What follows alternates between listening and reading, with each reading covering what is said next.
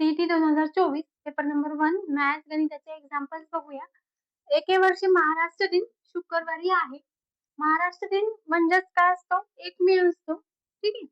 तर तो आपल्याला शुक्रवारी सांगितलेला आहे. तर त्याच वर्षी म्हणजे तेच वर्ष धरायचं आहे. शिक्षक दिन कोणत्या वारी असेल तर शिक्षक दिन कोणत्या तारखेला असतो?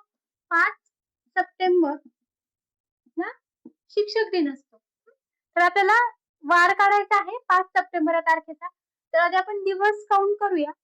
तर बघा 1 मे 1 मे नंतरचे उरलेले दिवस. तर मे महिना असतो पूर्ण 31 दिवसाचा महिना असतो. तर मेचे पुढचे 30 दिवस पकडायचे.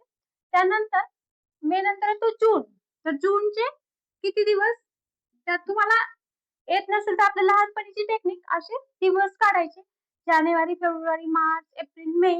आता जूनचे 30 दिवस. जुलैचे परत 31 दिवस.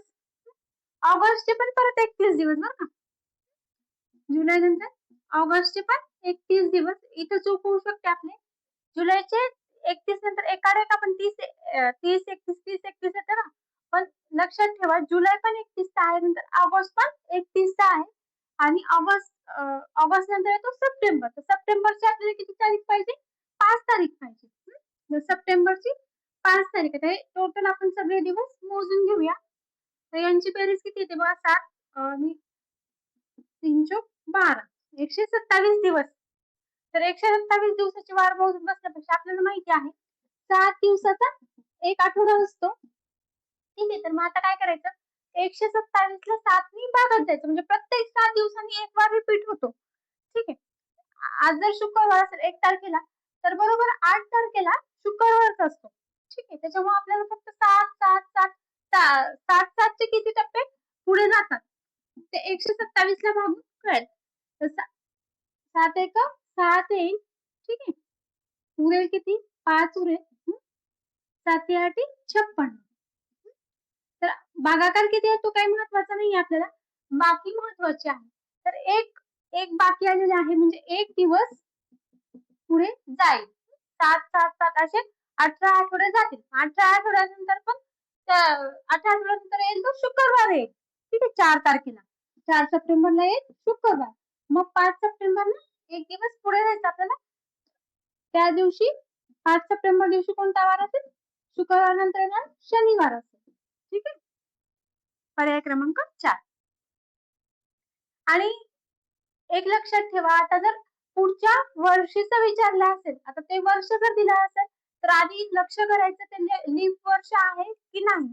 आता इथे बघा आपल्याला एक या आता 2025 ठीक आहे. 2025 चा 1 मे सांगितलेला आहे. आता 2025 हे काय लीप वर्ष नाही आणि परत विचारलेलं आहे 2026 चा 1 मे. ठीक आहे. 1 मे 2026 रोजी कोणता वार असेल? तर आता 2026 लीप आहे का बघा बरं. तर 4-25 आणि 0 घेतलं तर 2026 पण लीप नाही. पण जेव्हा लीप वर्ष नसतं त्यावेळेस 365 दिवस असतात. मग 365 दिवसात 52 आठवडे असतात आणि एक दिवस वर जातो. म्हणजे आता 1 मे 2025 रोजी जर समजा आता वार कोणता होता मला लक्षात नाही. समजा आपण सोमवार घेऊ. 1 मे 2025 रोजी जर सोमवार असेल तर 1 मे 2026 रोजी कोणता वार असेल तर एक दिवसाने पुढे जातो तो. 1 मे 2026 रोजी मंगळवार असेल. ठीक आहे. आणि त्याच्यानंतर पुढे आपल्याला असं विचार तर हे महिन्याचं असं कॅल्क्युलेट करायचं आणि वर्षाचं गणित काढून घ्यायचं. प्रत्येक वर्षी एका दिवसाने वार पुढे जातो. आता विचारलं असेल 2027 1 मे 2027 रोजी कोणता वार असेल? तर आता 2 वर्ष पुढे गेले म्हणजे 2 दिवस पुढे जायचं. सोमवार नंतर तो मंगळवार नंतर बुधवार. आता 28 तर आता 2028 हे लीप वर्ष आहे आणि लीप वर्षाच्या आधी महिना येतो का ते पण चेक करायचं. ठीक आहे. आता 8 आणि 5 3 वर्ष पुढे गेलं पण हे आहे लीप वर्ष. मग आपले नॉर्मल इयरचे 2 दिवस पुढे जाईल आणि लीप वर्षाचा किती दिवस पुढे जातो? मग लीप वर्षाचा 2 दिवस पुढे जाईल. कारण फेब्रुवारीचे किती दिवस असतात? 29 दिवस असतात म्हणजे 366 दिवस. म्हणजे लीप वर्षाचे असतात 366 दिवस म्हणजे 52 आठवडे आणि उरतात 2 दिवस म्हणजे 2 दिवस पुढे लीप वर्षाचे पकडायचे. म्हणजे आता मी 2028 रोजी आता 25 ते 28 3 दिवसाचा फरक आहे पण मी पकडणार लीप वर्ष मग 4 दिवसाचा कारण मेच्या आधी फेब्रुवारी येतो. ठीक आहे. म्हणजे सोमवार जर असेल तर 1 मे 2025 रोजी तर 1 मे 2028 रोजी सोमवारच्या पुढे 4 दिवस मंगळवार, बुधवार, गुरुवार, शुक्र. शुक्र. ठीक आहे.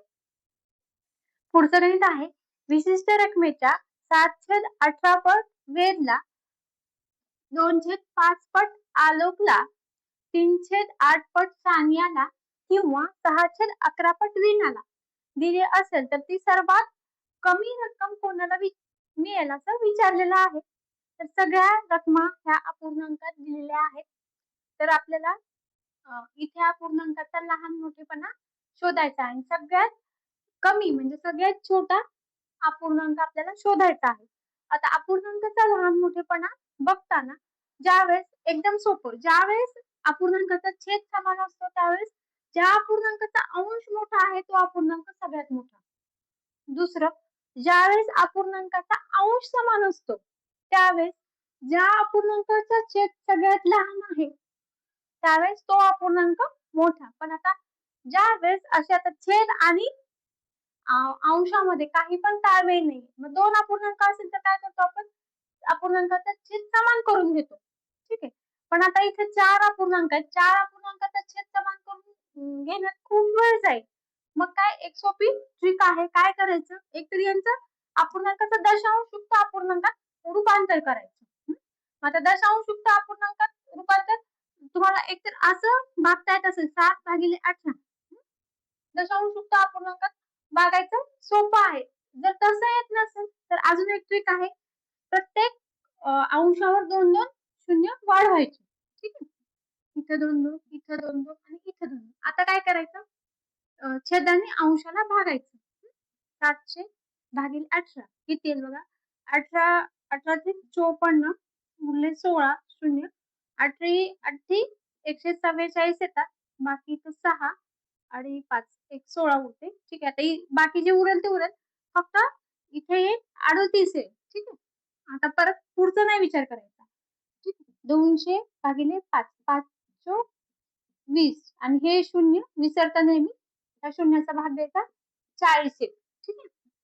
आता परत 300 भागिले 8 8 त्रिक 24 उरले किती 6 उरले शून्य घेतलं 8 ही 8 45 8 सक 8 सती 56 येईल. उरले 4 किती उरले त्याचा विचार नाही 37 येईल इथे. आता परत 600 भागिले 11 11 पाची 55 5 उरले 11 चोक 44 6 उरले तर इथे येईल 54. आता यांच्यापैकी सगळ्यात छोटं कोण आहे तर 37 सगळ्यात छोटा आहे. तर सानियाला सगळ्यात कमी रक्कम मिळेल. ठीक आहे. त्या टेक्निकमुळे काय होतं दशांशयुक्त अपूर्णांकात आपल्याला भागायला थोडंसं कठीण जातं. त्यापेक्षा आपण अंशाला सगळीकडे जर 2-2 शून्य दिले तर आपलं दशांशयुक्त अपूर्णांकाचं रूपांतर कमी होतं. आता इथे दशांशयुक्त अपूर्णांकात जर यांचं रूपांतर केलं असतं इथे काय आलं असतं फक्त 7 भागिले जर 18 केलं असतं तर 0.38 आलं असतं. इथं 0.4 2 भागिले 5 होतं ना 0.4 आलं असतं. ठीक आहे. तर हे असं तर दशांशयुक्त अपूर्णांकात काढण्यासाठी आपल्याला थोडंसं अवघड वाटतं भागाकार म्हणून ही एक ट्रिक आहे की अंशावर 2-2 शून्य तुम्ही वाढवू शकता आणि त्याच्यानंतर जे काही नंबर्स येतील त्याचं कंपॅरिझन करून उत्तर काढू शकता.